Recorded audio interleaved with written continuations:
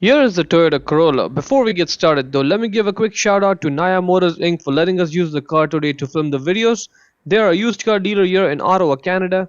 Check out the link in description for their entire inventory. Now let's go ahead and open up the driver's side door.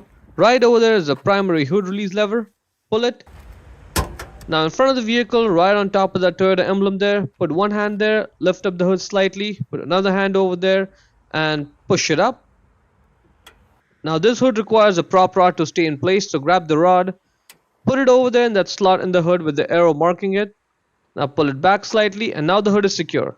Now once the hood is open, that right there is the main fuse panel. What we have to do is get the cover off. For that there's one clip in the front, so press on that clip and while it's pressed just pull the cover off. We have to focus on the clips in the back over there. You have to make sure the cover comes off of it, those two over there.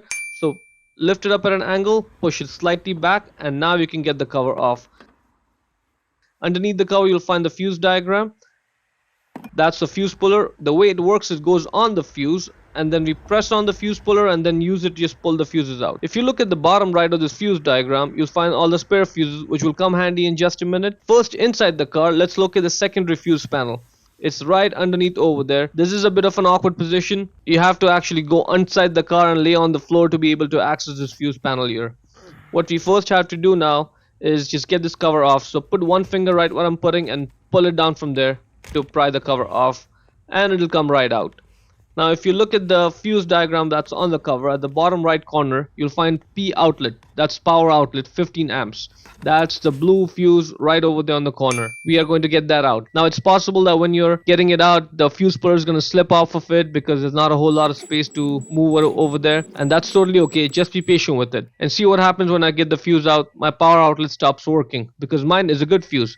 How do I know that? I look at the center part of the fuse. Because mine is not broken, it's a good fuse. If it's broken, then it's a bad fuse. And that's very likely where the problem is with your case. And if that's the case, we'll just get the 15 amp spare fuse from the main fuse panel that's under the engine compartment. Make sure that the center part of this fuse is not broken. So this is looking good.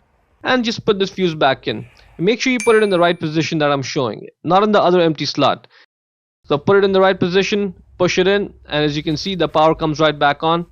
Let's just put the cover back on, just align it and then push it and it's gonna clip in place. Okay, now that is looking good.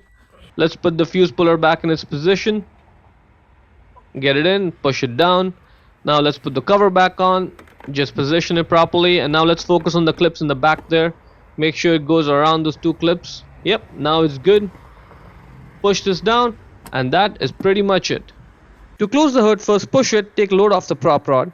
Get the rod out of that slot, put it back in its place, lower the hood and slam it shut. Hope you found it useful.